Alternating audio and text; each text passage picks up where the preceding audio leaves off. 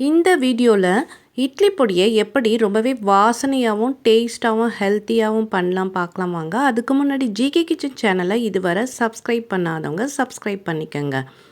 இதுக்கு அரைக்கப்பளவு உளுத்தம்பருப்பு, அரைக்கப்பளவு உடைச்ச கடலை, 1/4 கப் அளவு கடலைப்பருப்பு, 1/4 கப் அளவு துவரம்பருப்பு, 1/4 கப் அளவு தனியா சேர்க்கறதுனால வாசனை ரொம்பவே டிஃப்ரெண்ட்டாக இருக்குங்க, நல்லாவும் இருக்கும். 1/4 கப் அளவு கருப்பு எள்ளு, வெள்ளை எள்ளு கூட எடுத்துக்கலாம், உங்களோட ஆப்ஷனல் தான். 1 டேபிள் ஸ்பூன் அளவுக்கு மிளகு,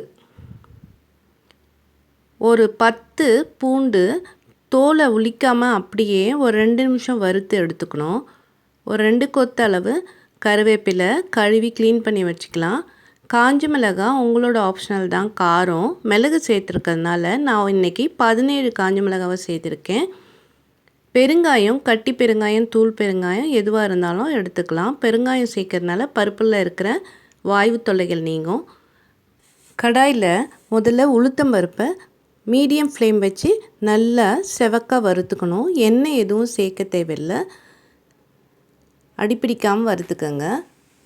அடுத்து கடலைப்பருப்பை சேர்த்து அதையும் மீடியம் ஃப்ளேமில் வச்சு செவக்காக வறுத்துக்கணும். கடலைப்பருப்பு வறுபட்டதும் துவரம் பருப்பை சேர்த்து வறுத்துக்கலாம். துவரம் பருப்பும் நல்ல செவக்காக வறுத்ததுக்கப்புறமா தனியாவை சேர்த்து வறுத்துக்கலாம். தனியா நல்லா பச்சை வாசனை போகிற வரைக்கும் மொறுமொறுன்னு வறுத்துக்கங்க. எள்ளை சேர்த்து வறுத்துக்கலாம். எள்ளு நல்லா பொரியபடி வறுங்க. பூண்டை சேர்த்து 2 நிமிஷம் வருங்க. கருவேப்பிலையும் ஒரு 2 நிமிஷம் நல்லா வறுத்துக்குங்க. வறுத்துட்டு மிளகு சேர்த்து நல்லா மொறுமொறுன்னு வறுத்து எடுத்துக்கோங்க.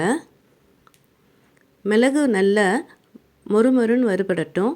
உடைச்சக்கல்ல ஆல்ரெடி வறுத்தது தான், அதை ஒரு 2 நிமிஷம் வறுத்து எடுத்திங்கன்னா நல்லா டேஸ்ட்டாக இருக்கும். கொஞ்சமாக எண்ணெயை சேர்த்து பெருங்காயத்தை நல்லா பொரித்து எடுத்துக்கலாம்.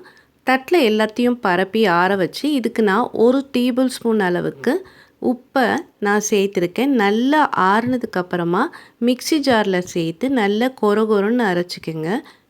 தனித்தனியாக வறுத்து செய்கிறதுனால இது ரொம்பவே டேஸ்ட்டாக இருக்கும். நல்லெண்ணெயோடு கலந்து இட்லி தோசைக்கு ரொம்பவே டேஸ்ட்டாக இருக்குங்க. 1 மாதம் வரைக்கும் கிடையாது, ஏர்டைட் பாக்ஸில் ஸ்டோர் பண்ணி வச்சுக்கோங்க.